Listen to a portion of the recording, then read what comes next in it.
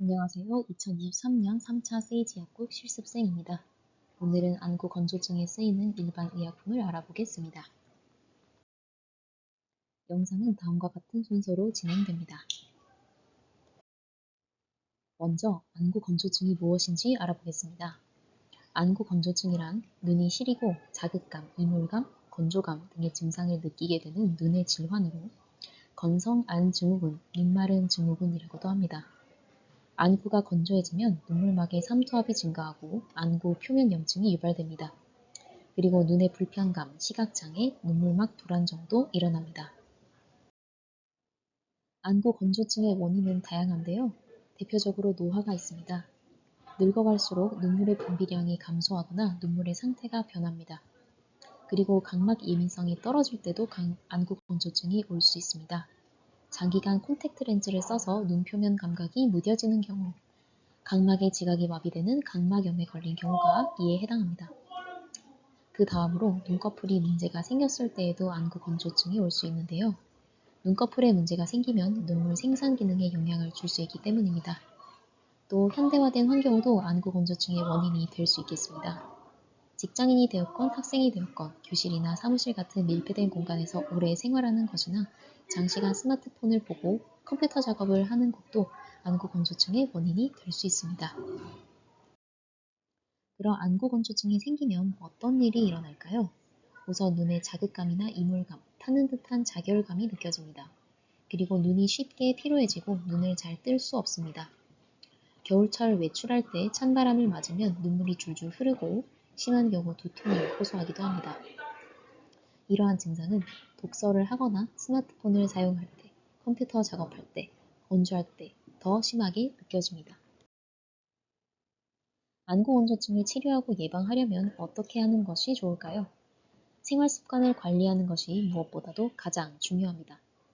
건조해지지 않도록 가습기를 사용하거나 일하는 중간에 휴식을 취해주면서 주기적으로 인공 눈물을 점안합니다.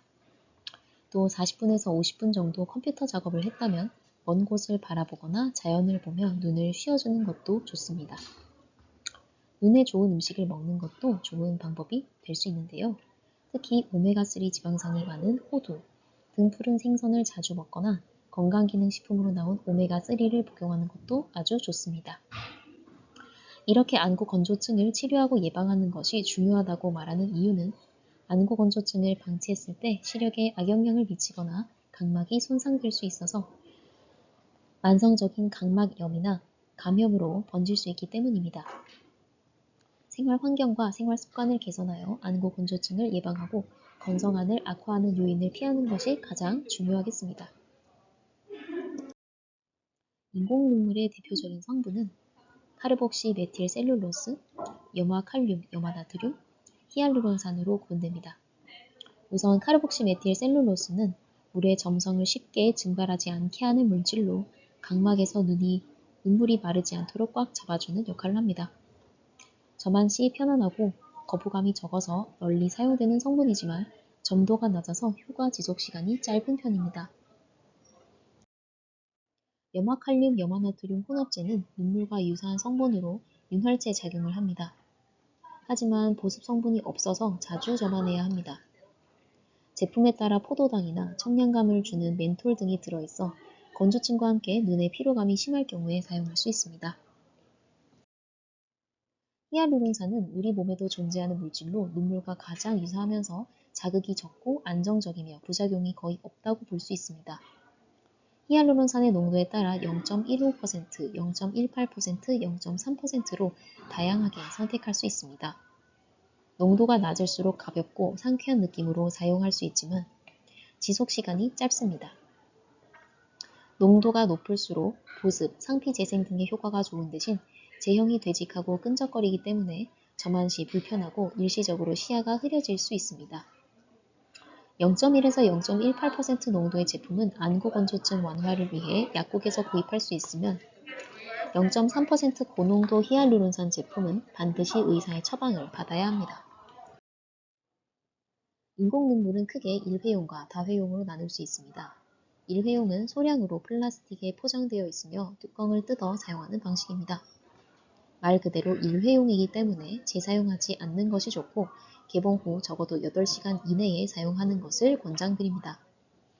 그리고 일회용 제품은 방부제가 없어서 개봉 후 변질될 가능성이 높으니 사용 후에는 버리는 것이 좋습니다. 일회용 제품은 하루에 4번 이상 사용하거나 렌즈를 착용하는 분들께 더 적합할 수 있습니다. 매일매일 언제나 필요할 때 사용할 수 있지만 한 번 사면 한 달 이내에 사용해야 하므로 간헐적으로 인공 눈물을 사용하는 분에게는 추천하지 않습니다. 렌즈를 끼고 사용할 수 있는 인공 눈물을 찾으시는 분들이 많으신데요. 다회용의 경우 오염되기 쉽기 때문에 벤잘코늄이라는 방부제가 들어있습니다.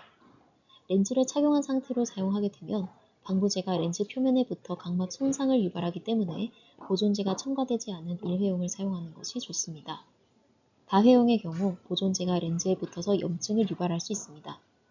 그러나 다회용 제품 중에서도 렌즈 착용 중에 사용할 수 있는 보존제 성분이 있는 제품을 사용해야 합니다. 올바른 인공 눈물의 사용법은 다음과 같습니다. 인공 눈물을 자주 넣는다고 눈물 분비량이 줄거나 치명적인 부작용이 나타나는 것은 아닙니다. 단 일회용 인공 눈물은 방부제가 없어 개봉한 뒤 한 번만 되도록 빨리 사용하는 것이 좋습니다. 인공 눈물 흡수율을 높이려면 한 번에 한 방울씩 넣고 30초간 눈을 감고 있는 것이 가장 좋습니다.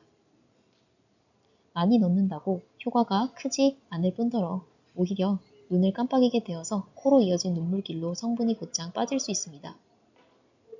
넣을 때 자세도 중요한데요. 고개를 30도 정도 젖히고 아래 눈꺼풀을 잡아 내린 뒤 흰자위나 빨간 살 부위에 넣는 것이 좋습니다.